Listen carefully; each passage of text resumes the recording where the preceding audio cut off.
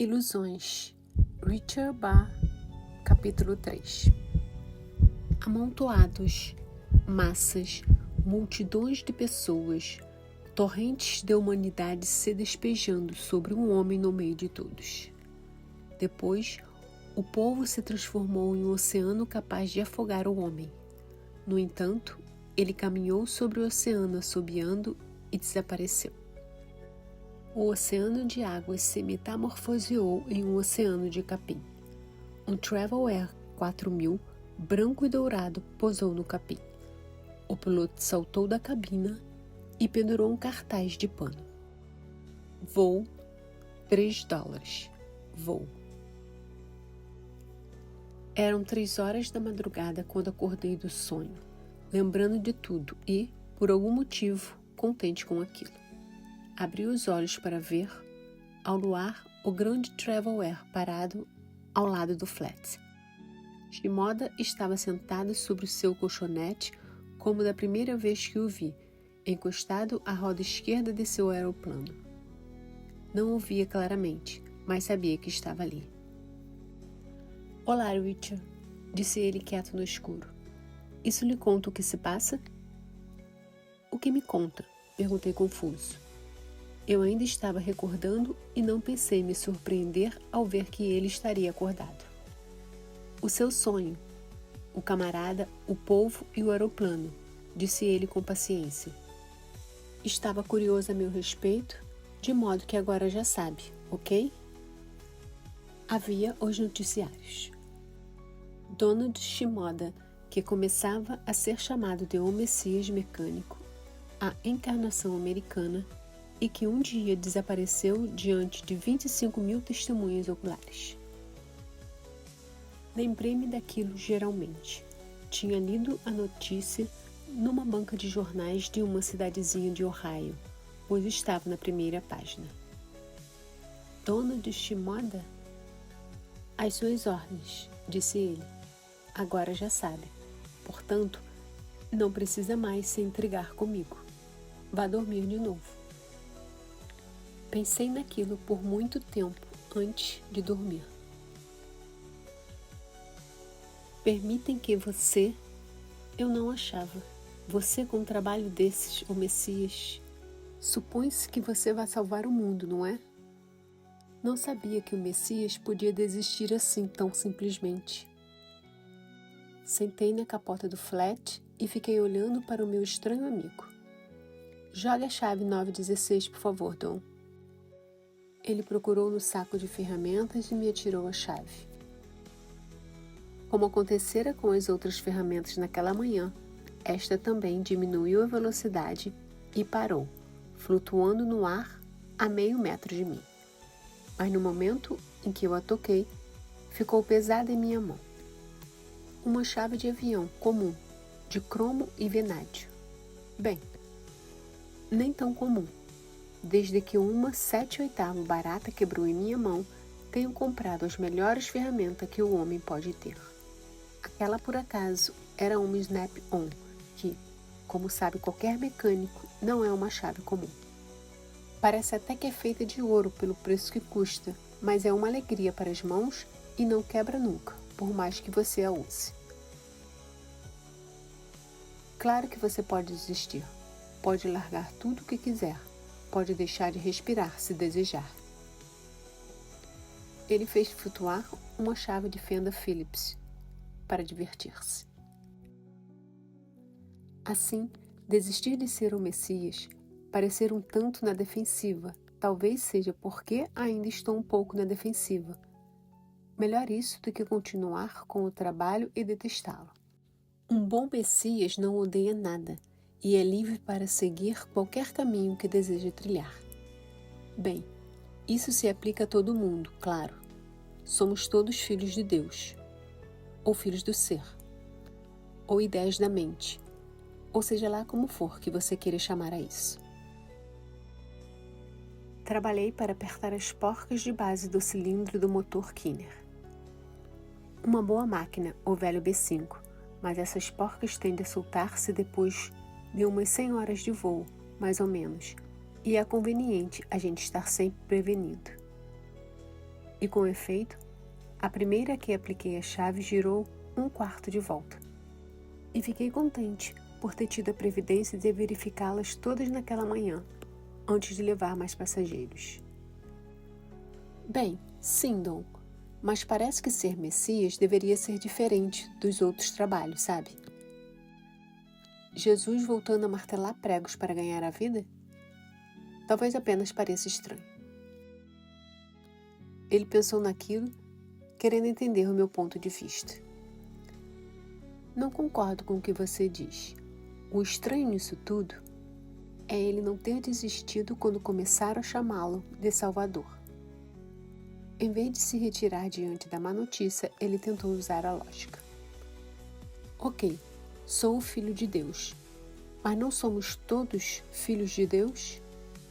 Sou o Salvador, mas vocês também são. As coisas que faço, vocês podem fazer. Qualquer pessoa de bom senso compreende isso. Estava quente ali na capota, mas me sentia como se não estivesse trabalhando. Quanto mais quero fazer uma coisa, menos chamo isso de trabalho. Era bom saber que estava impedindo que os cilindros voassem do motor. Diga que você quer outra chave, disse ele. Não quero outra chave. E acontece que estou tão adiantado espiritualmente que considero esses seus truques como simples brincadeira de salão, chamada de uma alma moderadamente evoluída. Ou talvez um hipnotizador principiante. Um hipnotizador? Rapaz, você está ficando quente. Mas é melhor ser hipnotizador do que Messias. Que trabalho cacete. Por que é que eu não sabia que ia ser um trabalho cacete? Você sabia sim, disse eu, astutamente. Ele apenas riu-se. Você já pensou, Dom, que pode não ser assim tão fácil de existir afinal? Que você pode não se ambientar à vida de um ser humano normal? Não se riu dessa vez. Você tem razão, disse ele, e passou os dedos pelos cabelos pretos. Se eu passasse mais de 1 ou 2 dias em algum lugar, as pessoas saberiam que eu era algo de estranho. Encoste-se na minha manga, você se cura de um câncer fatal. E no fim de 1 semana lá estou eu de volta no meio de uma multidão. Este aeroplano me mantém em movimento, e ninguém sabe para onde eu vou em seguida, o que me agrada. Você vai ter mais dificuldades do que pensa, Dom. Ah, é? É, todo o movimento dos nossos tempos é do material para o espiritual. Embora seja lento, ainda assim é um movimento bem grande. Não creio que o mundo vá deixá-lo em paz. Não sou eu que eles querem, são os milagres. E isso posso ensinar a outro. Ele que seja o Messias. Não lhe direi que é um trabalho cacete. E além disso, não existe nenhum problema que seja tão grande que não se possa fugir dele. Desci da capota e comecei a apertar as portas do cilindro, 3 e 4. Algumas estavam soltas. Você está citando os livros de quadrinhos, me parece. Citarei a verdade onde a encontrar. Obrigado. Você não pode fugir, Dom. E se eu começar a adorá-lo nesse instante? E se eu me cansar de trabalhar no motor e começar a lhe implorar que o conserte para mim? Olhe, eu lhe darei todos os centavos que ganhar desde agora até o pôr do sol se me ensinar a flutuar no ar. Se você não fizer isso, então saberei que tenho que começar a rezar para você. O santo enviado para aliviar o meu fardo. Limitou-se a sorrir. Acho que ainda não compreendera que não poderia fugir. Como eu poderia saber disso se ele não o sabia? Você teve o programa completo como a gente vê nos filmes da Índia? As multidões nas ruas, bilhões de mãos o tocando, flores e incenso, plataformas douradas com tapeçarias prateadas para você pisar enquanto falava? Não. Antes mesmo de pedir este trabalho, Sabia que não suportaria isso. Por isso, escolhi os Estados Unidos e só tive multidões. Era doloroso para ele recordar e me arrependi de ter tocado no assunto. Ficou sentado no feno, falando, olhando através de mim. Eu queria dizer, se vocês tanto desejam liberdade e alegria, não podem ver que não se encontram em nenhum lugar fora de vocês? Digam que as têm, e assim será. Ajam como se fossem suas, e serão. Richard, o que há de tão difícil nisso? Mas a maioria nem ouviu. Milagres. Assim como iam às corridas de automóveis para ver as batidas, iam ver os milagres. De início, é frustrante. Depois de algum tempo, fica cacete. Não tem ideia de como os outros messias podiam suportá-lo. Quando você fala essas coisas, parece que perde parte do encanto, disse eu. Apertei a última porca e guardei as ferramentas. Para onde vamos hoje? Ele foi até a minha cabine e, em vez de limpar os insetos do meu para-brisa, passou a mão sobre as criaturinhas esmagadas e elas tornaram a viver e voaram para longe.